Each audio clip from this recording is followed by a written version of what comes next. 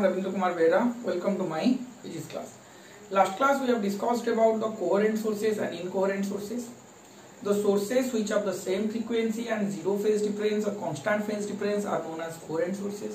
हाँ कि नहीं? तो ऐसे हमने यहाँ पे दिखा था कि यहाँ पे अगर एक पॉइंट है सोच जरा, यहाँ पे अगर एक पॉइंट P है, यहाँ पे ऐसे एक वेव यहाँ से जा रहा है और यहाँ से एक वेव ऐसे जा रहा है। अगर इन दोनों का जो फ्रीक्वेंसी है, इन दोनों का जो फ्रीक्वेंसी है वो सेम होना चाहिए और फेज डिफरेंस जीरो होना चाहिए और कांस्टेंट होना चाहिए। फेज डिफरेंस जीरो होना चाहिए और कांस्टेंट होना चाहिए। तो ये हुआ, तो इसको हम बोल रहे हैं कोहेरेंट सोर्सेज। दोनों सोर्सेज जो लाइट मिलेगा वो कोहेरेंट कैसे बनेगा? Those two sources are said to be coherent if they have the same frequency or zero or constant phase difference. हाँ कि नहीं? कोहेरेंट सोर्सेज का फायदा क्या है? कोहेरेंट सोर्सेज का फायदा है कि हमको इंटरफेरेंस पैटर्न अच्छी तरह से मिलेगा। क्या मिलेगा? इंटरफेरेंस पैटर्न अच्छी तरह से मिलेगा। अब तुम बोलोगे कि सर जो मैंने यहाँ पे लास्ट वाला वीडियो में डिस्क्राइब किया था, लास्ट वाले वीडियो में डिस्क्राइब किया था, मतलब वेव ऑप्टिक्स कोहेरेंट सोर्सेज का वीडियो में, वेव ऑप्टिक्स कोहेरेंट सोर्सेज का वीडियो में मैंने डिस्क्राइब किया था कि यहाँ पे अगर मेरा साइन ओमेगा 1 t प्लस के x1 इस तरह का एक वेव है और y2 equal to a2 sine omega 2 t plus k x2 ये एक है, ऐसा समझ में? तो इनके लिए फेज डिफरेंस क्या आएगा? फेज डिफरेंस क्या आएगा? Omega 2 minus omega 1 into T plus के इंटू x2 माइनस x1, ये दोनों आएंगे। और ये जो दोनों आएंगे, सोच जरा, ये जो दोनों आएंगे तो यहां से जो कि अगर फेज डिफरेंस मेरा कितना, दो वेव का फ्रीक्वेंसी मेरा डिफरेंट होता है, अगर यहाँ पे दो वेव का फ्रीक्वेंसी मेरा डिफरेंट रहेगा तो ये जो फाई टर्म है, फाई टर्म क्यों आता है? फाई टर्म किसके लिए इंपोर्टेंट है ना? हमारा नेट रिजल्टेंट और नेट इंटेंसिटी में एक टर्म आया था 2a1 a2 cos फाई और यहां पे आया था 2i1 i2 cos फाई। तो यहां पे ये जो टर्म आया था, सुन जरा, ये जो टर्म आया था that term decides the interference pattern. और यहाँ पे जो cos फाई है, अगर फाई टाइम के ऊपर डिपेंड करेगा, अगर फाई मेरा टाइम के ऊपर डिपेंड करेगा तो प्रॉब्लम क्या होगा? इसी पी पे 5 सेकंड में मेरा ब्राइट स्पॉट मिलेगा, 10 सेकंड में मुझे डार्क स्पॉट मिलेगा। इसी पॉइंट पे मुझे ब्राइट स्पॉट, इसी पॉइंट पे मुझे डार्क स्पॉट मिलेगा। तो अच्छा सा इंटरफेरेंस वो इतना जल्दी होगा कि एक अच्छा सा इंटरफेरेंस पैटर्न मुझे नहीं पता चलेगा। तो अच्छा सा इंटरफेरेंस पैटर्न के लिए मुझे क्या होना चाहिए? मुझे ब्राइट स्पॉट और डार्क स्पॉट का पोजीशन डिफरेंट होना चाहिए, जो कि टाइम के ऊपर डिपेंड नहीं करता होगा, जो कि टाइम के ऊपर डिपेंड नहीं करता होगा। आया समझ में? अगर ब्राइट स्पॉट और डार्क स्पॉट, यहाँ पे मुझे ब्राइट स्पॉट मिल रहा है, यहाँ पे डार्क स्पॉट मिलेगा, यहाँ पे ब्राइट स्पॉट मिलेगा, डिफरेंट मिलेगा, तो वहां पे मुझे क्या मिलेगा ना? अच्छा सा इंटरफेरेंस मिलेगा। तो एक पॉइंट पे अगर मेरा ब्राइट स्पॉट और डार्क स्पॉट मिलेगा तो मुझे इंटरफेरेंस पैटर्न अच्छी तरह से नहीं दिखाई देगा। तो ये टाइम के हिसाब से ब्राइट स्पॉट और डार्क स्पॉट का पोजीशन चेंज, मतलब क्या होता है? एक जगह में सोच जरा, यहां पे तुझे ब्राइट स्पॉट मिल रहा है, क्या मिल रहा है? ब्राइट स्पॉट मिल रहा है। कुछ टाइम के बाद तूने देखा कि यहाँ पे तुझे डार्क स्पॉट मिल रहा है, तुझे यहाँ पे डार्क स्पॉट मिल रहा है। फिर तूने देखा कि और कुछ टाइम के बाद तुझे यहाँ पे ब्राइट स्पॉट, फिर कुछ टाइम के बाद तुझे यहाँ पे डार्क स्पॉट मिल रहा है। इसका मतलब अगर ये ब्राइट स्पॉट और डार्क स्पॉट का पोजीशन चेंज नहीं होना चाहिए, मतलब एक सोर्स से वेव्स क्या होंगे? कंटिन्यूअसली ट्रैवल कर रहे हैं। सोर्स में से वेव्स मेरा क्या हो रहा है? कंटिन्यूअसली ट्रैवल कर रहे हैं। तो कंटिन्यूअसली ट्रैवल करेंगे मतलब जिस पॉइंट पे पहला वेव ब्राइट स्पॉट देगा उसके जो क्या होगा? प्रीसीडरी वेव्स, जो उसके पीछे जो वेव आ रहा होगा वो भी वही पॉइंट पे ब्राइट स्पॉट देगा। फिर जो डार्क स्पॉट मुझे जहां मिलेगा वहां पे भी वही डार्क स्पॉट मिलना चाहिए। फिर से ब्राइट स्पॉट, फिर से डार्क स्पॉट। ये जो ब्राइट स्पॉट और डार्क स्पॉट का पोजीशन मुझे मिलेगा स्क्रीन के ऊपर, वो चेंज नहीं होना चाहिए, वो चेंज नहीं होना चाहिए। उसके अगर ये हुआ तो मुझे अच्छा सा इंटरफेरेंस मिलेगा, मैं पूरा स्क्रीन को ठीक से दिख सकता हूं। इसका मतलब ये हुआ, मान के चलते एक एग्जांपल दे रहा हूं, तुम एक रूम में घुस गए, वो रूम में पूरा लाइट है तो तुमको पूरा रूम दिखाई देगा अच्छी तरह से। फिर तुम वो रूम से निकले और एक रूम को गए, पूरा डार्क है रूम, कुछ नहीं दिखाई देगा। तो तू क्या किया, तू दूर से खड़ा होगा तो दोनों रूम को दिखेगा, तो दिखेगा नहीं भाई ये ब्राइट स्पॉट है, ये ब्राइट रूम है और ये डार्क रूम है, पूरा अच्छी तरह से दिखाई देगा। तू जितना जोर से भागेगा उस रूम के आगे भी ना, तुझे ब्राइट और डार्क रूम अच्छी तरह से दिखाई देगा। हर टाइम के लिए तुझे ब्राइट रूम ब्राइट जैसा, डार्क रूम डार्क जैसा दिखाई देगा। ये नहीं होगा कि कुछ टाइम के लिए तुझे ब्राइट रूम ब्राइट दिख रहा है, कुछ देर के लिए वो रूम तुझको डार्क दिख रहा है। आया समझ में? आ रहे हाँ या ना इसमें कोई दिक्कत है, ना इसमें कोई दिक्कत है। तो यहाँ पे क्लियर हो गया। तो ये मैं क्यों बोला, क्योंकि यही है आज के टॉपिक हमारा, कि एक स्क्रीन पे अच्छे इंटरफेरेंस पैटर्न के लिए जो ब्राइट स्पॉट और डार्क स्पॉट मिल रहे हैं वो टाइम के हिसाब से उनका पोजीशन चेंज नहीं होना चाहिए। वही होता है हमारा sustained interference.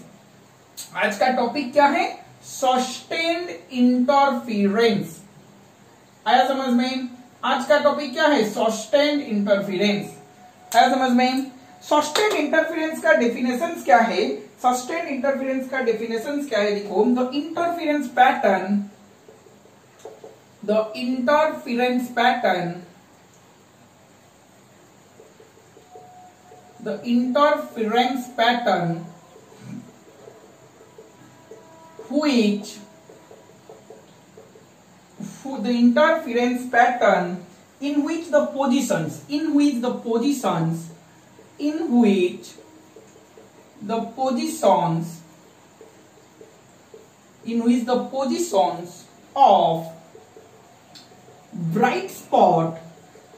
in which the positions of bright spot and dark spot do not change with time on the screen। क्या मेरी बात समझ में आ रहा है? एक अच्छी तरह से देखो, the interference pattern in which the positions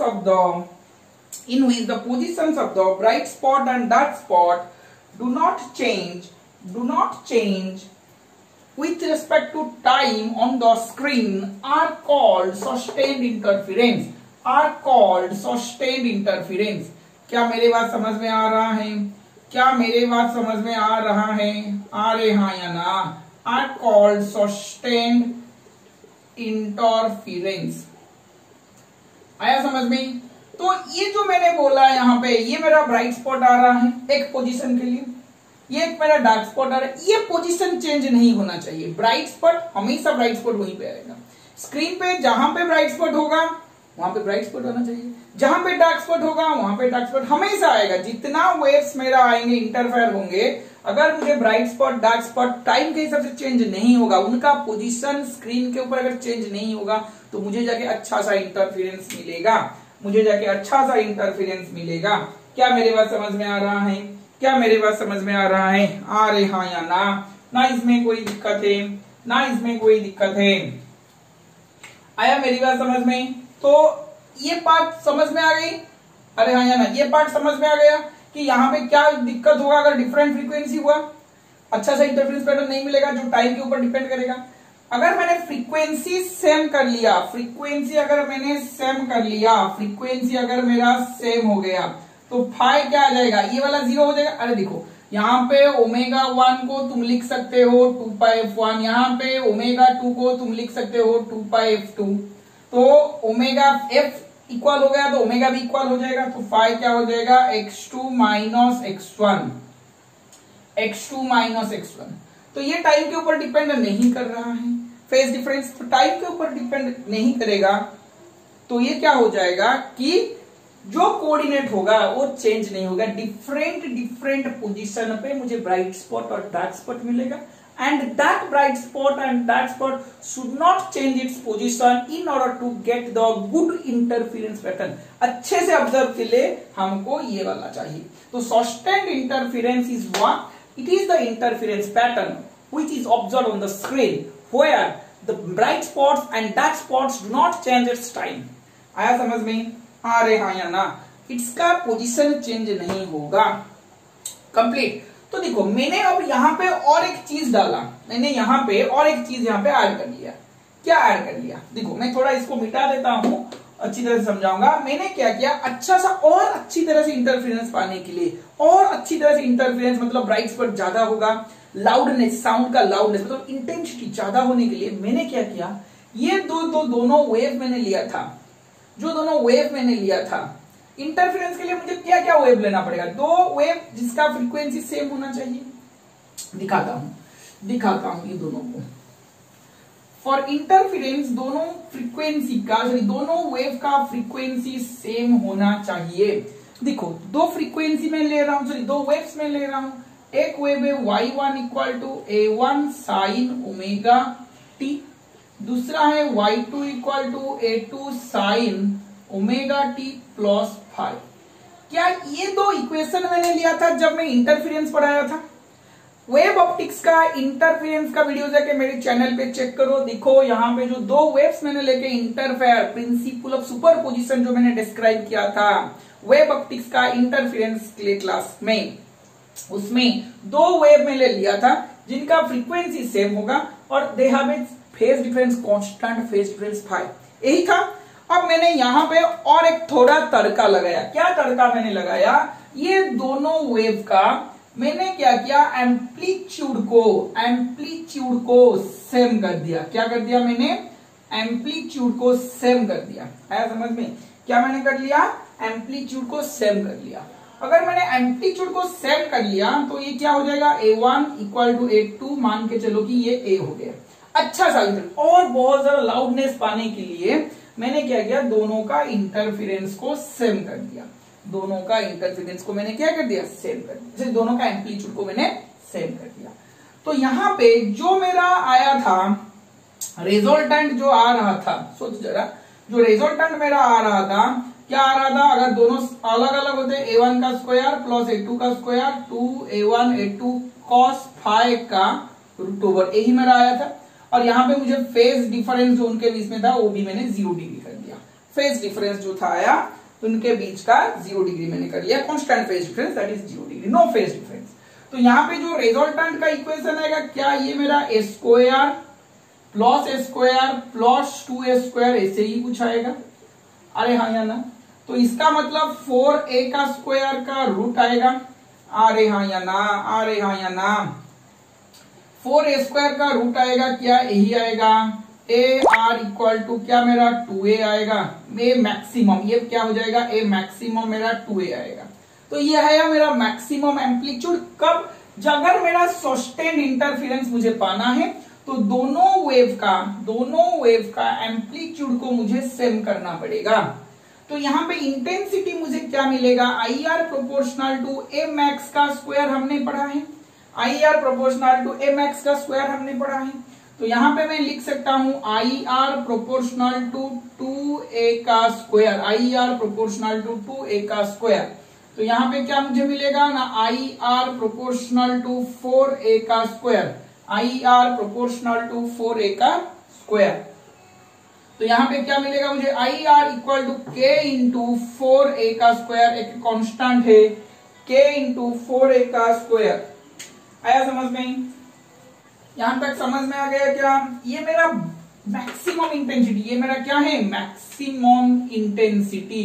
ये मेरा मैक्सिमम इंटेंसिटी है k इंटू 4a का स्क्वायर। तो यहां पे मुझे क्या मिला कि अच्छा बेटर इंटरफेरेंस, बेटर पैटर्न पाने के लिए मुझे दोनों एक सस्टेन्ड इंटरफेरेंस के जिसमें फ्रीक्वेंसी मेरा सेम है, फेज डिफरेंस मेरा कांस्टेंट या 0 होना चाहिए, और उसमें मैंने एक और तड़का लगा लिया कि मुझे वहां पे दोनों एम्पलीट्यूड भी मैंने सेम कर लिया।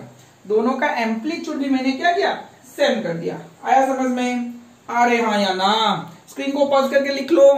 नेक्स्ट देखते हैं। अगर यहां तक ये हुआ कि मैंने अगर दोनों में फेज डिफरेंस 0 रख के किया तो ये वाला मुझे I मैक्स मिल रहा है। उसी तरह मुझे फेज डिफरेंस को पाई रेडियन देना है ताकि मुझे मिनिमम जो डार्क स्पॉट मुझे मिलेगा वो भी अच्छी तरह से डार्क स्पॉट मिलना चाहिए, वो भी मुझे अच्छी तरह से डार्क स्पॉट मिलना चाहिए। भाई देख अभी क्या हो रहा है यहाँ पे, अगर मैंने क्या किया, A1 equal to A2 equal to A लिया, फेज डिफरेंस को पाई रेडियन ले लिया, फेज डिफरेंस को पाई रेडियन ले लिया, हाँ कि नहीं। इसी तरह यही इक्वेशन में सेम फ्रीक्वेंसी है, जीरो फेज डिफरेंस था, यहाँ पे मैंने फेज डिफरेंस पाई ले लिया, कांस्टेंट है मगर वो फेज डिफरेंस कांस्टेंट है।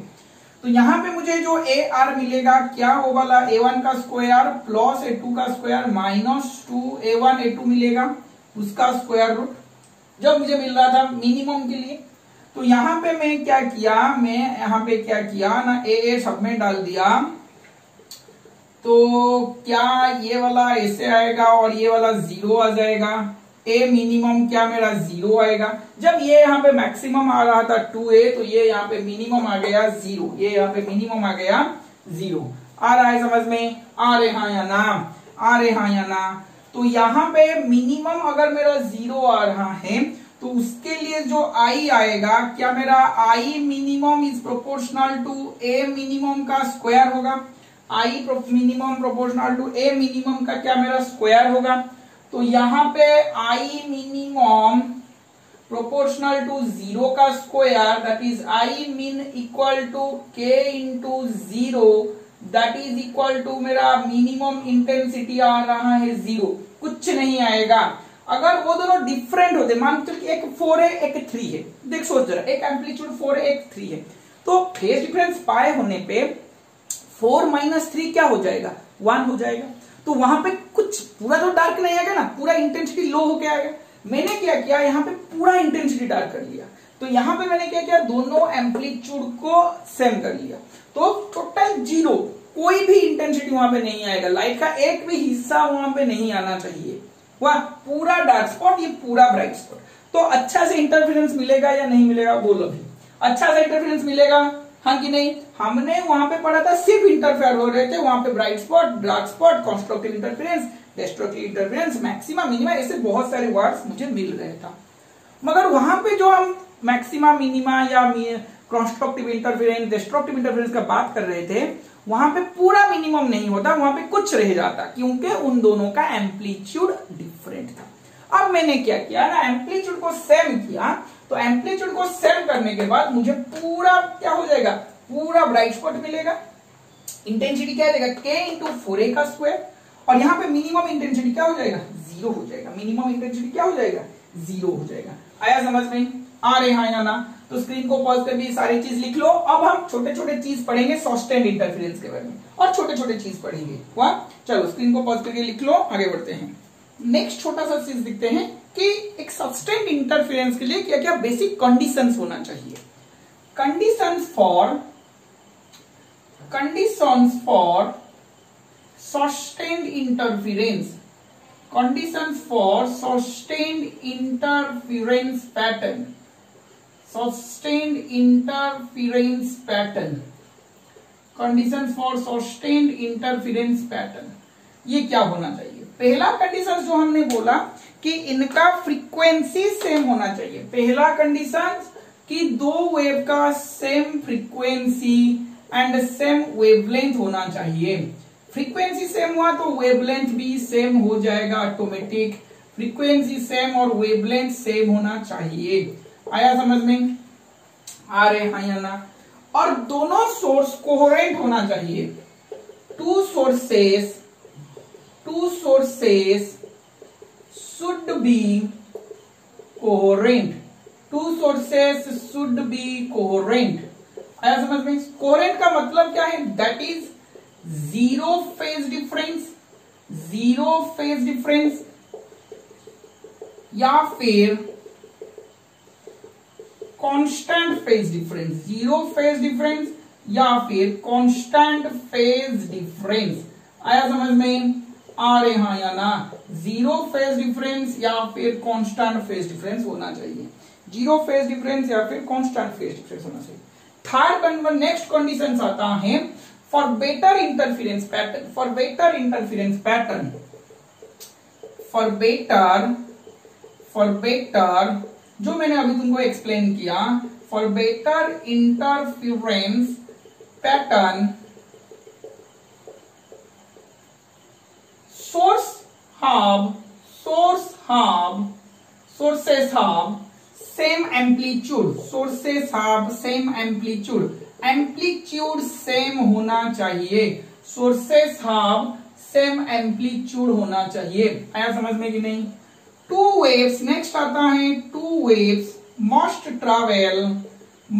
ट्रैवल इन सेम डायरेक्शन होना चाहिए, सेम डायरेक्शन पे ट्रैवल करेगा, वरना जो इंटरफेरेंस पैटर्न आएगा, इंटरफेयर तो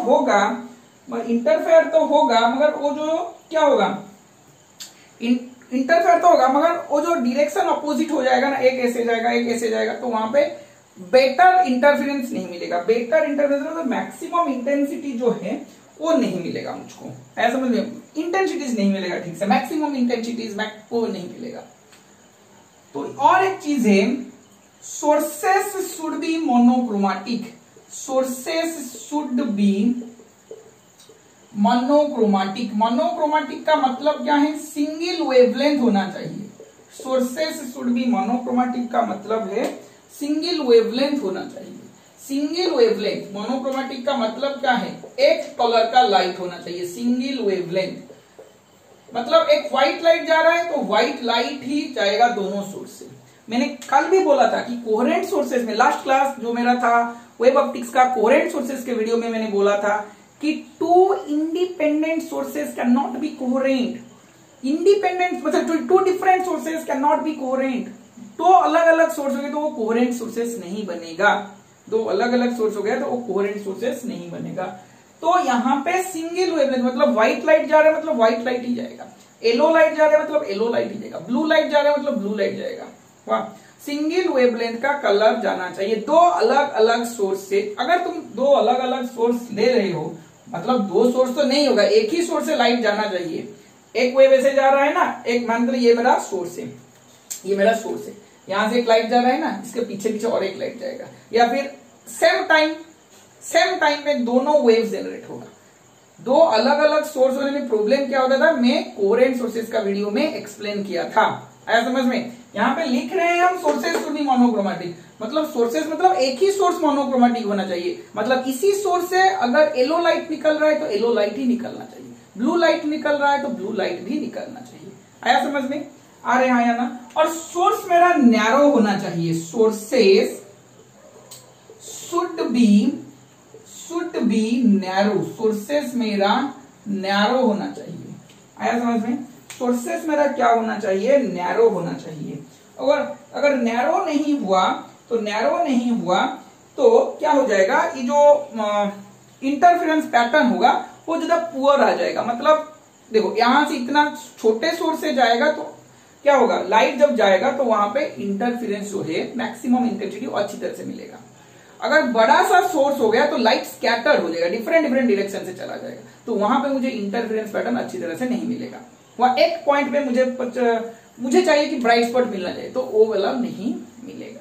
आया समझ में? Sources should be narrow. Next बीट क्या आता है कि distance between the two coherent sources should be small. Distance between two coherent sources, distance between two coherent sources, distance between two coherent sources should B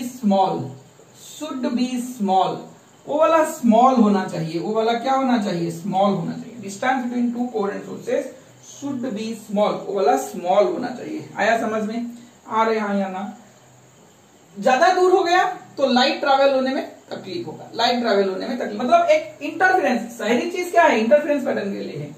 अगर एक source ऐसे है और एक सोर्स ऐसे है तो वो आगे जाके कहीं पे इंटरफेयर करेगा, ये जाके इंटरफेयर तो उनके बीच का फेज डिफरेंस ज्यादा हो जाएगा। तो distance between two coherent sources should be small होना चाहिए। आया समझ में? Next, distance between coherent source, distance between coherent source and observed screen, distance between coherent source and observed screen should be large। आया समझ में? ये वाला लार्ज होना चाहिए, सोर्स और स्क्रीन के बीच का डिस्टेंस लार्ज होना चाहिए। ये जो दोनों पॉइंट है ये तुम्हें अच्छे से फील देगा जब हम यही इंटरफेरेंस पैटर्न का नेक्स्ट क्लास में पढ़ेंगे योंग्स डबल स्लिट एक्सपेरिमेंट। जरा ये दोनों पॉइंट को मार्क करके रख लो मेरा, ये वाला हम नेक्स्ट क्लास में जब पढ़ेंगे योंग्स डबल स्लिट एक्सपेरिमेंट में, वहां पे तुम इन दोनों का पॉइंट को अच्छी तरह से फील कर पाओगे। वाह, जब हम एक नया चीज वर्ड पढ़ेंगे फ्रिंगविड्थ, फ्रिंगविड्थ जब हम पढ़ेंगे नेक्स्ट क्लास में जरूर डिस्क्राइब करूंगा इसको। वाह, मार्क करके रख लो, ये दोनों पॉइंट को मार्क करके रख लो कि इसका अच्छा सा फील तुमको आएगा नेक्स्ट क्लास में जब हम पढ़ेंगे योंग्स डबल स्लिट एक्सपेरिमेंट। आया समझ? तो ये जो सारे छोटे छोटे चीज मैंने यहाँ पे पॉइंट्स नोट डाउन किया है, these are the conditions for sustained interference pattern, these are the conditions for sustained interference pattern. आया समझ में? ना इसमें किसी का डाउट है, ना इसमें किसी का दिक्कत है। चलो स्क्रीन को पॉज करके सारी चीज नोट कर लो, छोटे छोटे न्यूमेरिकल्स करेंगे इसका। वाह, देखो, और एक छोटा सा चीज, न्यूमेरिकल तो करेंगे, उसके बाद छोटे छोटे मैं फॉर्मूला तुमको लिख लेता हूं, ट्रिक्स क्या होते हैं। मान के चल एक इंटेंसिटीज I1 है, दूसरा इंटेंसिटीज I2 है। I1 के लिए एम्पलीट्यूड किसके लिए है? A1 के लिए। I2 के लिए क्या? I2 किसके लिए है ना? A2 के लिए। क्या मेरा I1 प्रोपोर्शनल टू A1 का square, I2 proportional to A2 का स्क्वायर होगा? I1 प्रोपोर्शनल टू A1 का स्क्वायर और I2 प्रोपोर्शनल टू A2 का स्क्वायर होगा। तो जो मेरा Imax आएगा, वो क्या मेरा प्रोपोर्शनल A1 प्लस A2 का होल स्क्वायर होगा। ये ट्रिक्स है, ये कुछ नहीं है, ये ट्रिक्स है। Imax proportional to A1 plus A2 का होल स्क्वायर होगा। तो Imin मेरा क्या होगा? Proportional to A1 minus A2 का होल स्क्वायर होगा। आ रहे हाँ या ना? आ रहे हाँ या ना? तो यहाँ पे मैं Imax, सोच जरा, बहुत सारे न्यूमेरिकल्स इससे आएंगे। Imax बाई Imin करूं तो क्या ये मेरा A1 प्लस A2 का whole square by A1 minus A2 का होल स्क्वायर आएगा। आ रहे हाँ या ना? आ रहे हाँ या ना? Imax बाई Imin में A1 प्लस A2 का whole square by A1 minus A2 का होल स्क्वायर आएगा। तो यहाँ पे मैं लिख सकता हूं इसको, और एक चीज भी लिख सकता हूं। सोच जरा, यहां से अगर मैंने A1 निकाला तो क्या वो वाला root I1, A1 proportional to root I1 होगा। डिफरेंट फॉर्मेट में मैं निकाल रहा हूं और कुछ नहीं कर रहा हूं। A1 proportional to root I1 होगा, A2 proportional to root I2 होगा। आ रहे हाँ या ना? तो यहाँ पे A1 के जगह मैं लिख सकता हूं root I1 plus root I2 इसका होल स्क्वायर डिवाइडेड बाई, यहाँ पे मैं लिख सकता हूं root I1 minus root I2 का होल स्क्वायर। अरे आया समझ में? आ रहे हाँ या ना? ये डिफरेंट ट्रिक्स है। ऐसा नहीं, ये देखो, ये Imax बाई Imin का एम्पलीट्यूड के टर्म पे फॉर्मूला और ये इंटेंसिटीज के टर्म में फॉर्मूला। कभी कभी क्वेश्चंस क्या दे देता है, क्वेश्चंस करेंगे, क्वेश्चन दे दिया होगा कि amplitudes are in the ratio और intensities are in the ratio, तो इसको रेशियो में भी एक्सप्रेस करेंगे। देखो इधर भाई, रेशियो को कैसे एक्सप्रेस करते हैं? A2 डिवाइड कर लो, A1 by A2, A2 by A2 1 हो जाएगा, A1 बाई A2 माइनस 1, सबका स्क्वायर।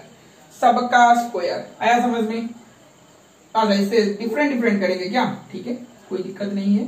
सबका स्क्वायर लो या भाई डिफरेंट करके लो, एक ही चीज है। आया समझ में?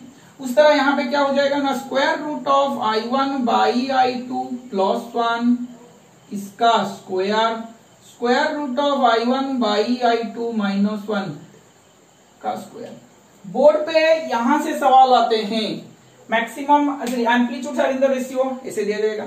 Intensity are in the ratio, ऐसे दिया गया। पूछा गया कि maximum intensity to the find the ratio for maximum to minimum intensity. ये किसका फॉर्मूला आ गया ना? Imax बाई Imin का फॉर्मूला। क्या मेरी बात समझ रहे हो? Imax बाई Imin का फॉर्मूला ये एम्पलीट्यूड टर्म्स में, ये इंटेंसिटीज का टर्म में। Imax by I2 formula amplitude के टर्म पे और ये इंटेंसिटीज के टर्म में। क्या मेरी बात समझ में आ रहा है? क्या मेरी बात समझ में आ रहा है? आ रहे हाँ या ना? तो स्क्रीन को पल्स करके इसको नोट डाउन कर लो, स्क्रीन को पल्स करके इसको नोट डाउन कर लो।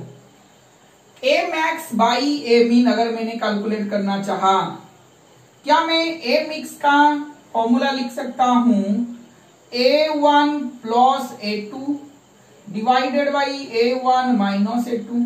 क्या ये वाला फॉर्मूला मैं लिख सकता हूं? क्या ये वाला फॉर्मूला मैं लिख सकता हूं? Amax by Amin in terms of amplitude ये आएगा, अगर मैं इंटेंसिटीज में करना चाहा तो क्या मैं इसे लिख सकता हूं A1 by A2 plus 1 A1 by A2 minus 1। अरे हाँ या ना, क्या मैं ऐसे भी लिख सकता हूं? क्या मैं ऐसे भी लिख सकता हूं? अरे हाँ या ना। तो A1 by A2 मेरा क्या है ना, square root of I1 by I2 plus 1 square root of I1 by I2 minus 1। आया समझ में? अरे हाँ या ना। Square root of I1 by I2 minus 1, क्या यही मेरा होना चाहिए? क्या यही मेरा होना चाहिए? देखो ये मैक्स इंटेंसिटीज का maximum minimum in terms of amplitude and in terms of intensities, ये एम्पलीट्यूड का maximum minimum in terms of amplitude and in terms of intensities. आया समझ में? तो जो तुमको दिया जाएगा ये इंपॉर्टेंट है, ये इंपॉर्टेंट है। अब इसका न्यूमेरिकल ये पार्ट में, इंटरफेरेंस का न्यूमेरिकल पार्ट में ये इंपॉर्टेंट है। आया समझ में? चलो स्क्रीन को पॉज करके सारे नोट कर लो, छोटे छोटे न्यूमेरिकल्स करेंगे, छोटे छोटे न्यूमेरिकल्स। ये वाला पार्ट मैं नहीं मिटाऊंगा, ये वाला पार्ट में मिटा देता हूं, तो छोटे छोटे न्यूमेरिकल्स करेंगे। हुआ? चलो स्क्रीन को पॉज करके लिख लो। देखो क्वेश्चंस क्या दिया गया है, in Young's double slit experiment, मतलब कोई एक एक्सपेरिमेंट है जो हम नेक्स्ट क्लास में पढ़ेंगे। इसका क्वेश्चंस मतलब एक क्वेश्चन तो नहीं है, इंटरफेरेंस का ही क्वेश्चन है। The ratio of the intensities at the maximum and minimum of the interval experiment is 25:9। मतलब किसका रेशियो? इंटेंसिटीज का मैक्सिमा एंड मिनिमा दिया गया है मुझे 25:9। मतलब I max by I min मुझे दिया गया है 25/9। Find the ratio of the width और इंटेंसिटीज, मतलब ये जो I1 by I2 है इसको इंटेंसिटी रेशियो भी बोलते हैं, विड्थ रेशियो भी बोलते हैं। आया समझ में? क्या बोलते हैं? विड्थ भी बोलते हैं, इंटेंसिटीज भी बोलते हैं। और ये इसको हमको क्वेश्चन मार्क में है, I1 by I2 को फाइंड आउट करो, पुट करो भाई। यही तो फॉर्मूला है ना, और तो कुछ नहीं। I max by I min का फॉर्मूला क्या है? Square root of I1 by I2, ऐसे लिखते हैं। थोड़ा गंदा हो गया। I max by I min का फॉर्मूला है root over of I1 by I2 plus 1 by root over of I1 minus by I2 minus 1 total का whole square, that is equal to 25:9। आया समझ में कि नहीं? अब यहां से स्क्वायर रूट हटाएंगे तो ये क्या आ जाएगा? 5/3 आ जाएगा। मैं ये टर्म को इतना लिखने को छोटा कर देता हूं। क्या कर देता हूं? छोटा कर देता हूं। क्या मैंने यहाँ पे एज्यूम किया? मैंने I1 बाई I2 का जो रूट है उसको R एज्यूम किया। क्या एज्यूम किया मैंने? उसको मान के चल कि RUVX कोई भी तुम ले लो, मैंने R, क्योंकि मेरा नाम रविंद्र कुमार है तो मैंने R एज्यूम किया। आया? चलो मैं कैपिटल में मास्टर हूं तो कैपिटल मैंने R ले लिया। आया समझ में? तो I1 बाई I2 को root over of I1 by I2 क्या मैं लिख सकता हूँ? R plus 1 by R minus 1, square root हटा दिया तो ये हो जाएगा 5/3। आया समझ में? क्या हो जाएगा? 5/3। क्रॉस मल्टीप्लाई कर लो भाई, 3R प्लस 3, ये हो जाएगा 5R प्लस 5। आया समझ में कि नहीं? तो 5R से 3R गया, 2R, यहां से 3 से गलत किया क्या कहीं पे? हाँ, 5R माइनस 5 है, 5R माइनस 5, 3 से 5 आ गया R, तो R आ जाएगा मेरा 4। R आया मेरा 4, मतलब I1 बाई I2 का रेशियो आ जाएगा मेरा, रूट ओवर का रेशियो आ जाएगा 4। स्क्वायर रूट हटाने के लिए मुझे स्क्वायर करना पड़ेगा, तो I1 बाई I2 मेरा आएगा 16/1। I1 बाई I2 मेरा क्या आएगा? 16/1। क्या समझ में आ रहा है? मेरी बात दिखाई दे रहा है ना? हाँ, तो I1 बाई I2 का क्या आ जाएगा? 16/1। This is the answer, this is the answer. क्या अभी आया समझ में सबको? क्या अभी सबको समझ में आया? क्या मेरा आंसर आया? I1 by I2 equal to 16/1। यही मेरा आंसर आया है, यही मेरा आंसर आया है। आया समझ में? कैसे किया? मुझे ये दिया गया, मैंने इसको फाइंड आउट कर लिया। ऐसे कोई भी सवाल दिया जाएगा, कोई भी सवाल दिया जाएगा, फॉर्मूला याद करो भाई, पुट करो, आंसर आ जाएगा।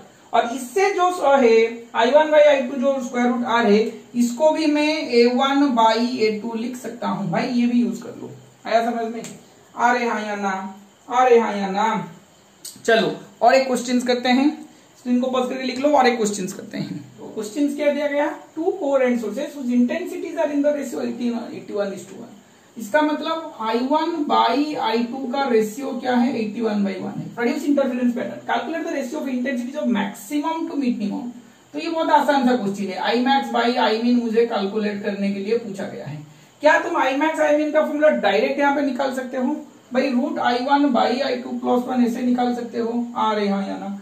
तो देखो I max by I min का फॉर्मूला क्या है, डायरेक्ट निकालो root I one by root two. देखो रूट आई वन की जगह मैं कैपिटल आर लिख सकता हूँ, कैपिटल आर लिख सकता हूँ भाई, इसी की तो कैलकुलेट करना है ना। तो इसमें यहाँ पे लिखो, यहां से शुरू करो, I max by I min का फॉर्मूला है square root of I one by I two plus one by square root of I one by I two minus one, इसका स्क्वायर। तो I one by I two क्या है 81 by one का root plus one, 81 by one का root minus one और इसका square. 9 plus one 9 minus one का square भाई 10 8 का स्क्वायर 100 बाई 64, यही वाला आंसर आएगा। आया समझ में कि नहीं? यही वाला आंसर आएगा। तो इसमें से कैंसिल कर लो 4 से, 25 बाई 64 बाई 16 तो 20 आई मैक्स बाई आई मीन मेरा क्या हो जाएगा 25 बाई 16, क्या हो जाएगा 25 बाई 16। आया समझ में? आ रहे हाँ या ना? ना इसमें कोई दिक्कत है किसी को, ना इसमें कोई दिक्कत है किसी को। चलो स्क्रीन को पॉज कर लो, लास्ट वाला क्वेश्चन करेंगे।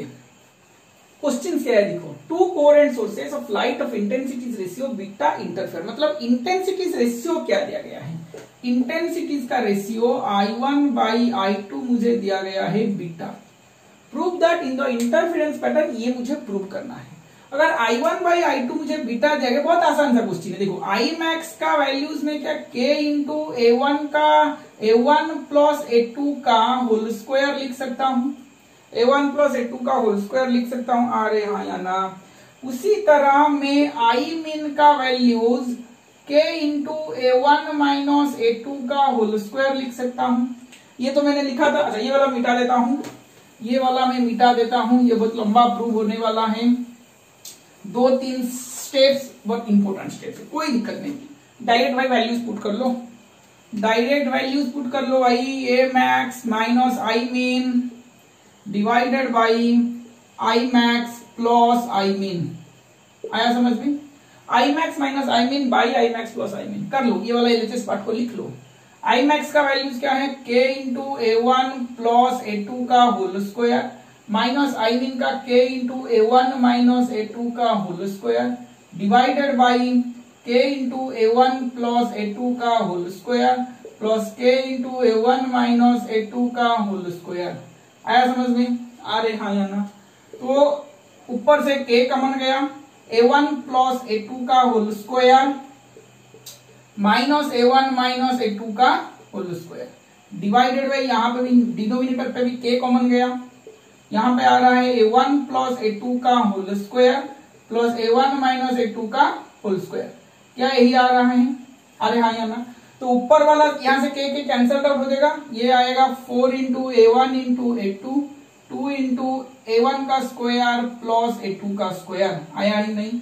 समझ में आ गया? तो यहाँ से क्या आएगा, ऊपर से 2 आएगा, सारे डिनोमिनेटर में A2 डिवाइड कर लो, A1 by A2, A1 by A2 का स्क्वायर प्लस 1, क्या मेरा यही आएगा? इसमें डिवाइड कर लो भाई। देखो यहां से 2 A1 बाई A2, A1 का स्क्वायर बाई A2 का स्क्वायर प्लस 1, तो इसे मैंने इसे लिख लिया। क्यों मैंने लिखा? देखिए A1 बाई A2 जो है, ये जो A1 बाई A2 है, क्या ये आएगा रूटो, अच्छा I1 बाई I2 मेरा बीटा है, यहाँ पे मैं लिख रहा हूं, यहाँ पे थोड़ा मैं सिंप्लीफाई कर रहा हूं इसको, यहाँ से इसे करेंगे प्रूफ, 2-3 स्टेप लगेगा प्रूफ। I1 बाई I2 अगर मेरा बीटा है, क्या मेरा A1 का स्क्वायर बाई A2 का स्क्वायर बीटा होगा? अरे हाँ या ना? तो क्या ये A1 बाई A2 मेरा रूट बीटा आएगा? A1 बाई A2 क्या मेरा रूट बीटा आएगा? अरे हाँ या ना? तो यहाँ पे 2 इंटू A1 बाई A2 मेरा क्या आएगा? रूट बीटा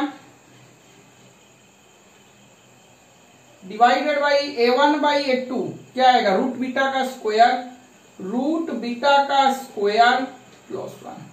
तो मेरा आंसर आएगा, देखो ये वाला आ रहा है यहाँ से I max minus I min divided by I max plus I min, क्या यहां से मेरा 2 root beta by 1 plus beta आ रहा है, क्या 2 root beta by 1 plus beta आ रहा है, आ रहे हैं या ना इसमें कोई दिक्कत है, ना इसमें कोई दिक्कत है, आया समझ में। चलो स्क्रीन को पॉज करके लिख लो, कंप्लीट। आज के क्लास में यहां तक था, ये तुम्हारा इंटरफेरेंस का सारी चीज खत्म हुआ। इसका 3 क्लासेस मैंने लिया, एक था coherent sources, interference, coherent sources और इनकोहेरेंट सोर्सेस, एक दूसरा क्लास, थर्ड क्लास था सस्टेन्ड इंटरफेरेंस। आया समझ में। अगर इसमें कोई डाउट है तो मुझे कमेंट्स पे लिखो। मिलते हैं नेक्स्ट क्लास में। यॉन्ग्स डबल स्लिट एक्सपेरिमेंट, एक इंटरफेरेंस का अच्छा सा एक एक्सपेरिमेंट वहां से हुआ था, उसके साथ हम मिलते हैं। Okay, thank you.